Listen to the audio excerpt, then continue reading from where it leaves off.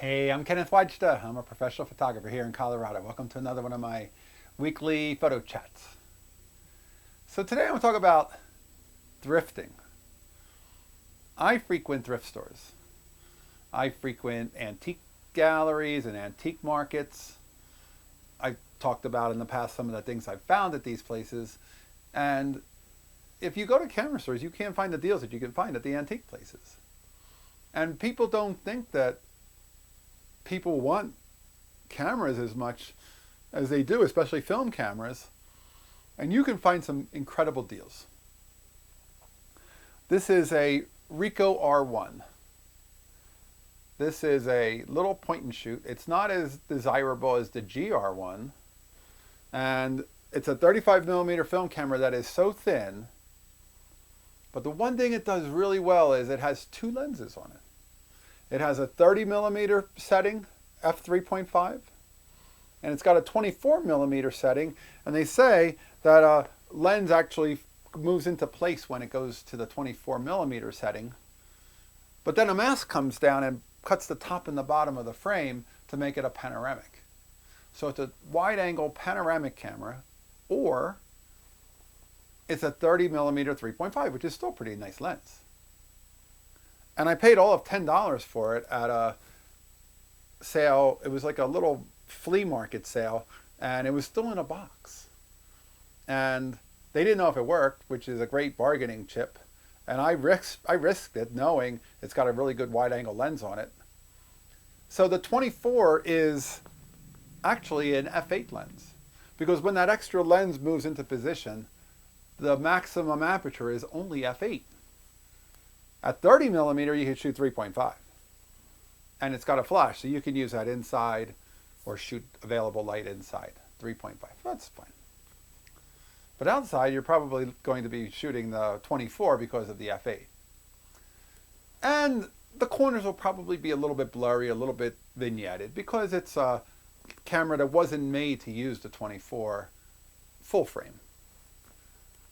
But being the resourceful humans that we are, there are plenty of tutorials that teach you where to put a little matchstick in the back of the camera. It's got film in it right now, so I can't quite open it and show you, but it's readily available. In fact, I'll put a link to the way to insert a small piece of a matchstick, and it'll keep the mask from closing down on the frame, and you'll end up getting a full 24 millimeter full frame image. Again, the corners may be a little soft. The corners might be a little dark. Don't shoot it when you're making a landscape calendar, but if you're shooting it for people, I don't mind softer corners for people shots, and I can always crop. But carrying a 24 in my pocket, that was only available because I found it at that flea market, and it was something that I recognized as, hey, that has something special about that camera. And you can often find small point and shoots at flea markets and thrift stores. There's usually bins and bins of old plastic cameras. In fact, if you find a Time magazine camera, or sometimes they say Time Life, there's a fascinating one. It actually was a plastic camera with a plastic lens that was so cheap. When you ordered Sports Illustrated or ordered Life magazine, they had a promotion where they would give you a free 35 millimeter camera. But the camera they sent you wasn't quite good. It was this plastic toy of a camera. And people started to figure out that this wasn't much of a reward for having subscribed because the camera was so poor in quality. So if you find one, lift it up. The later models, they started to put a piece of metal inside the base of the camera just to give it weight. It was the same exact crappy camera, but it weighed something, so now people thought it was a little bit better. You have to enjoy that resourcefulness.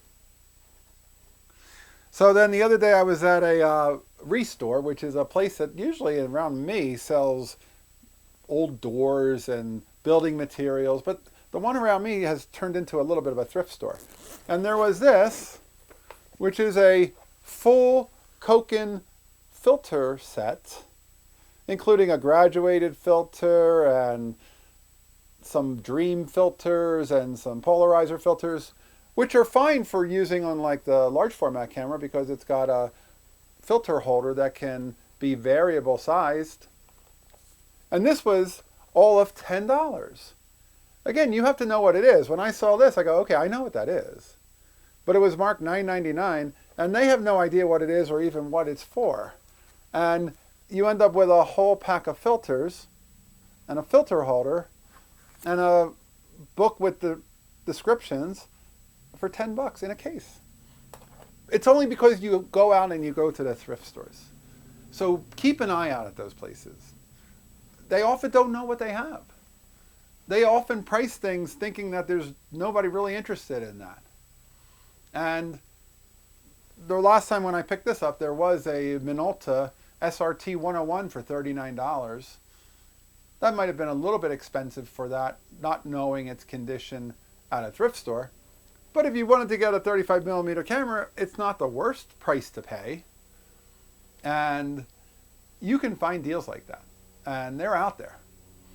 But to see this and to know that brand Koken, obviously I was very familiar with it. I think I sold these back in the 1980s, back when I worked at a camera shop. And every filter was like $20 or $30. So to get a whole pack of them for $10, the thrift store is your friend.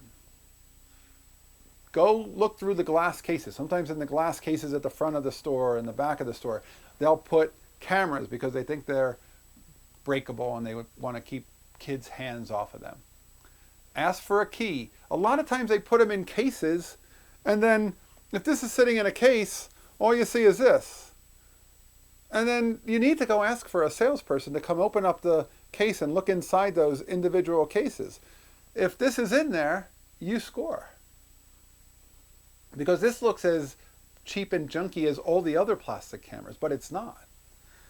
And the fact that they put them in their cases, little low pro cases, little Cordura cases, and you can't even see what they are, you've got full pick on everything. But you have to go through them one by one, open them up, pull them out. A lot of times you'll find digital cameras and cameras without batteries. And if you're looking for older cameras, look and see if they take normal batteries. If you find a Olympus, but it takes a $10 battery, and they want $10 for the camera, it's a $20 camera, not a $10 camera. And be aware of what is out there. If you really want to be clever, carry a pack of some of the most common batteries, like a 123 and a CR2 and LR44 and a couple of A76 batteries, and just keep them in your car or in your coat pocket.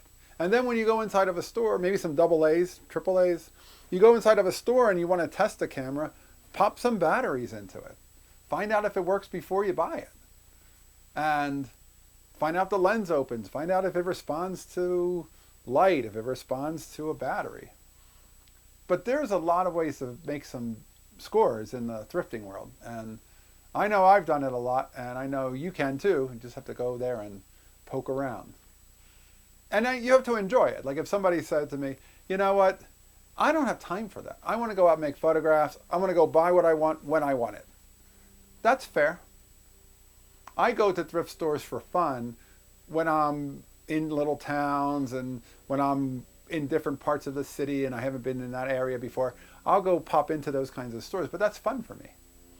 If you say, I don't want to be in a constant search for things, I just want to buy one body, one lens, I'm done. Well, that's completely cool. And that works too. But I know if you want to find some fun deals, you probably won't find a Contax or a Leica at the thrift store. Although you might occasionally find like a Leica Minilux or one of their little point and shoots. I think I found a point and shoot that was made by Vivitar with their name on it. And it was obviously not a true Leica product, but it had their name on it. And you might find things like that. But the point is you have to want to do it. It has to be part of your little quest to go out and looking for deals, which is where I'm at. All right, that's today's photography talk. Finding some bargains wherever you go. If you're enjoying these, hit the subscribe button. I'd love to hear about your finds, if you have some. If you can support, hit the Patreon. Thanks so much for tuning in. We'll be back next week. I'll talk photography with you. As always, here's the good light.